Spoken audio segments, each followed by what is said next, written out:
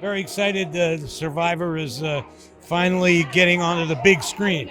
I saw it on that little COVID screen a year ago. Yeah, while Barry was making it, and it's just like nothing like being in there on the watching it. I'm sure it's going to be. I'm very very excited about it. Is it going to be a tearjerker? Should I have my tissues ready? I tell you, I'm a crier. I cry. See, and like for instance, the movie that won the Academy Award, I saw that on my TV. COVID, no, it's called Coda. In COVID, during COVID, yeah, called Coda. I cried. I had 3 major balls of Kleenex, like snot drooling. It was like a real, oh man, it was so beautiful and simple and just heartfelt that and in this movie, the story is a love story, basically. And it's about falling in love. And at that very moment when lightning strikes and you fall in love, some forces rip you apart. That's what the Survivor movie is. Oh, man, I'm telling you. Like, when I read it, Barry sent it to me, I thought, wow, how am I going to get through this? Just the script. And then I really wanted to be part of it, so I'm happy to be in it. When a guy like Barry calls you, do you just say yes no matter what? Like it doesn't even matter what it is. Barry and I have known each other since Tin Men, and we did that movie together.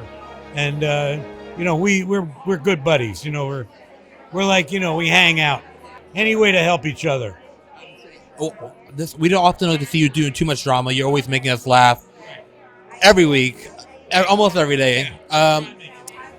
You do a great job. I try my best to do that. I try to make you laugh. Is it good to step away and do something like this to break it up? Yeah. Sure. It's much needed. See, I made you laugh again. Yeah, no, it's much needed to do this. Yeah, these things. This is a lot of fun. I mean, acting in it is a lot of fun. Yeah. And then lastly, I have to ask you: were you able to see? Have you seen the Batman? Oh yeah, I did. I saw the Batman. I sat through the 3 hours of the Batman. Could have been 2.5 hours. I thought Colin was great, being a Penguin, and it was good. I mean, it's the Batman. Yeah, but they did a good job. I mean, I would say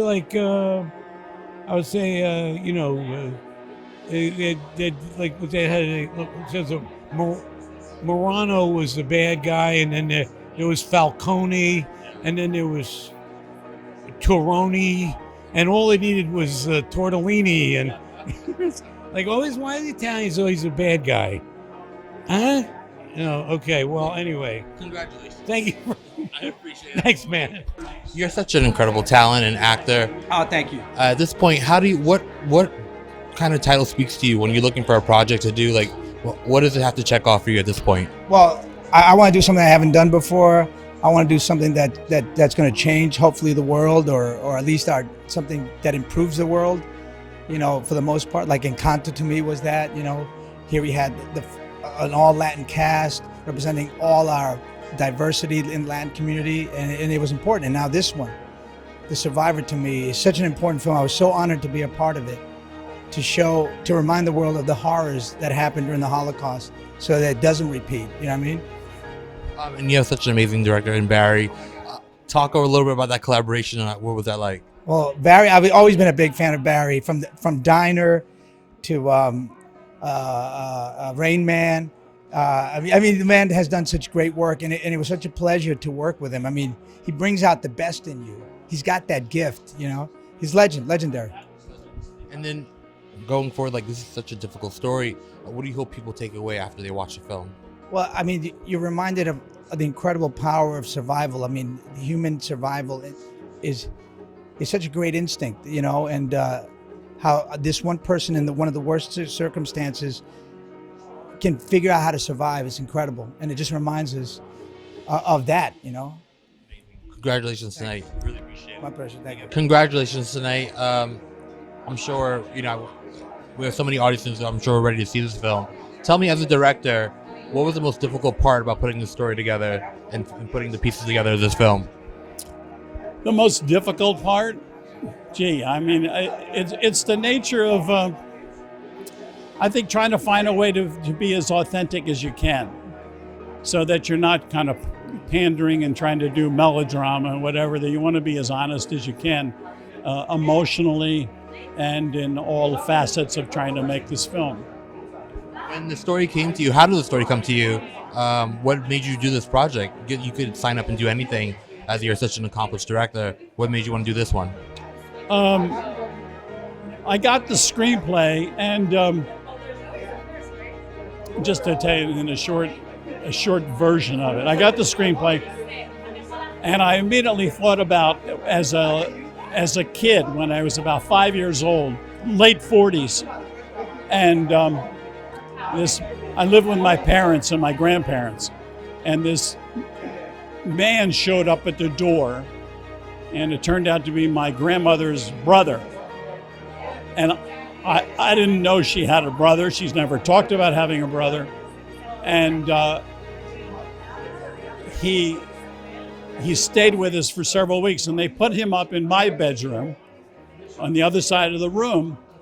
And the first night he was there, I was awakened by him tossing and turning in the bed, and he was calling out, and something was going on, and he's yelling and screaming, and then he'd fall back asleep.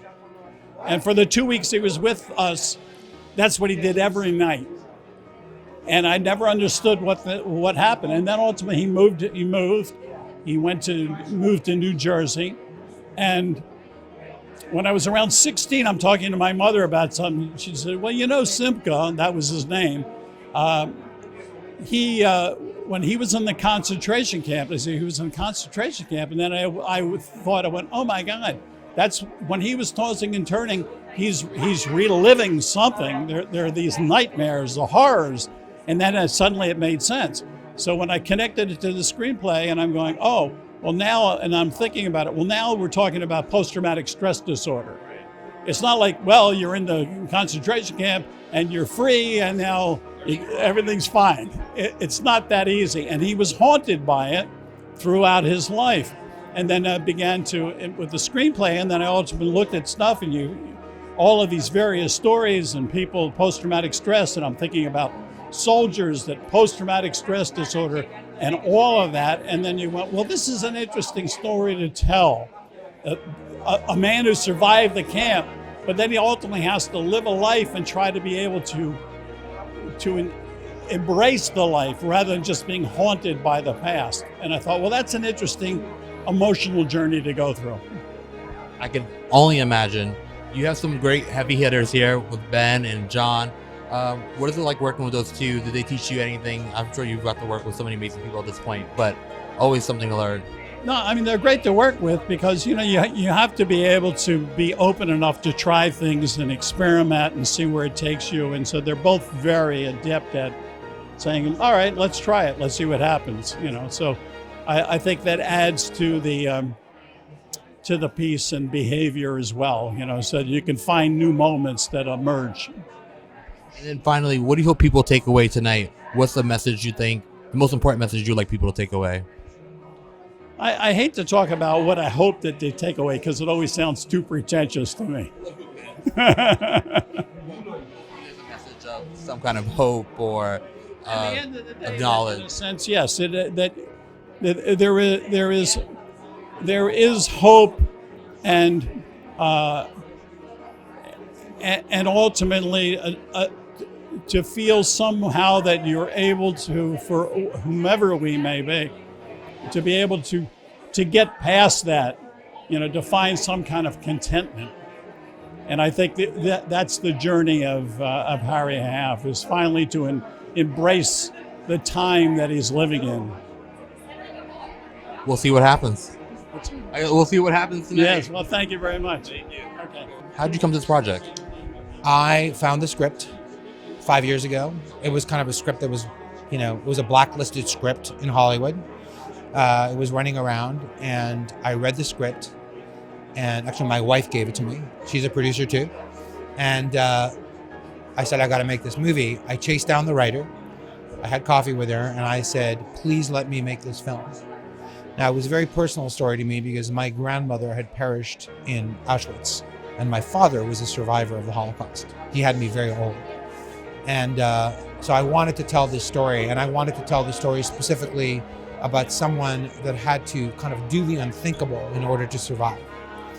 So that's how I found it. And then I just went on this journey, and I frankly can't believe that I'm here. It's pretty incredible, I will say. You have look at this talent right next to you. You got Ben, you got John. It's a really big it's a big group of talented people. I think,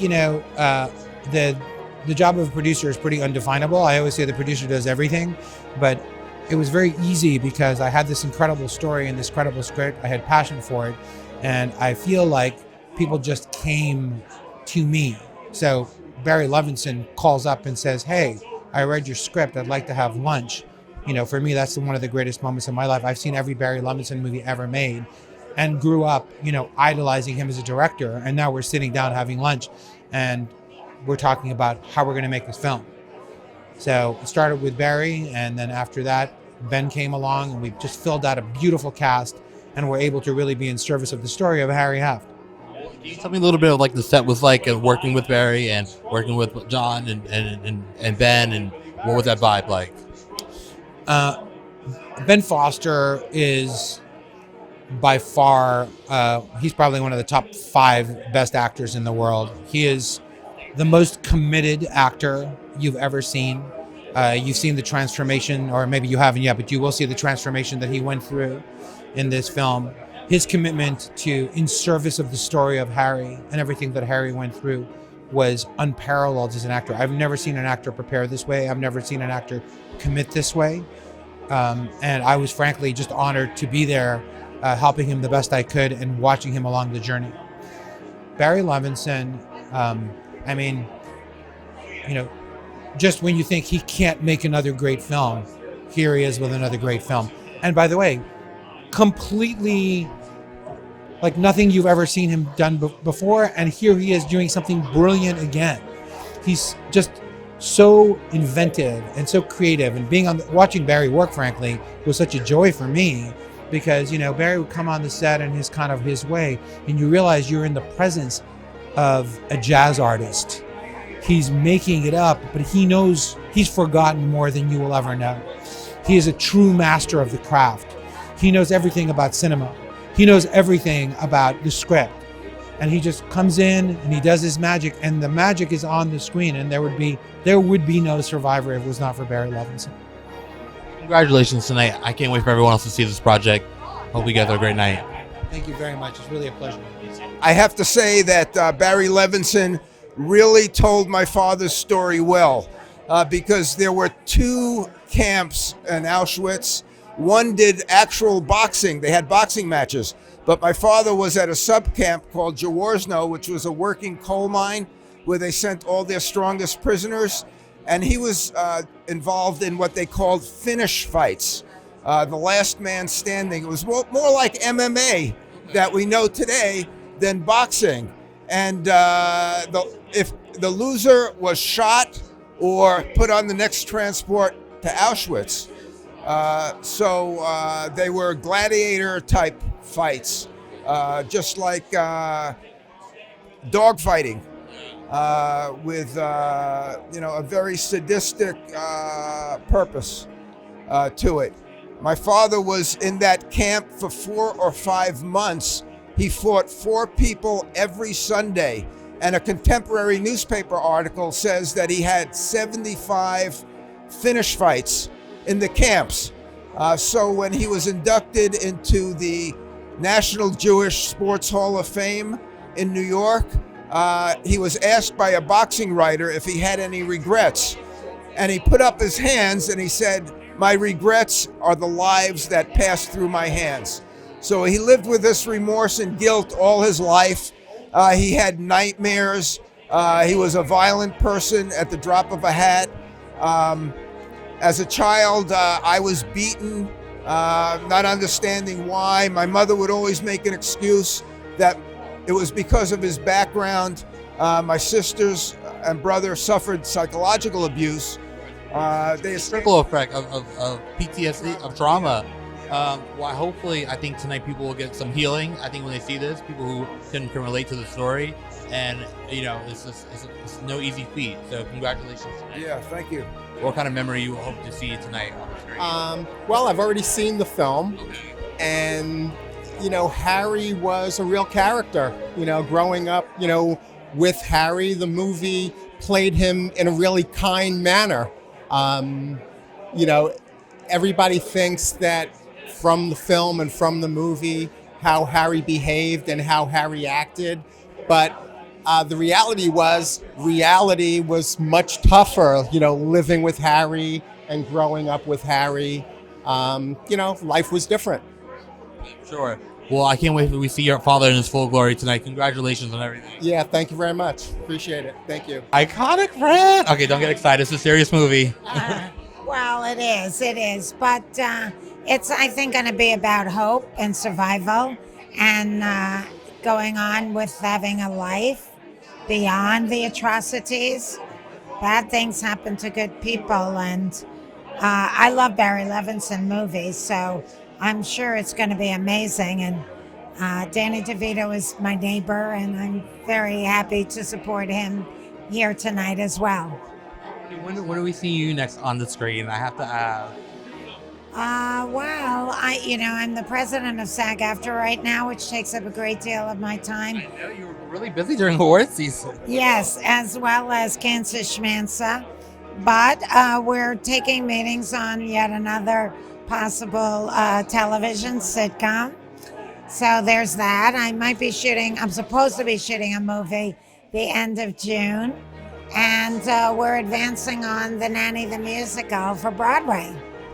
So that's going to be very exciting. I love going to all the Instagram pages dedicated to the nanny's fashions. Is it still a trip? Are you surprised by that still? No, actually. I'm kind of grateful and used to it that it just hit the bullseye for so many people.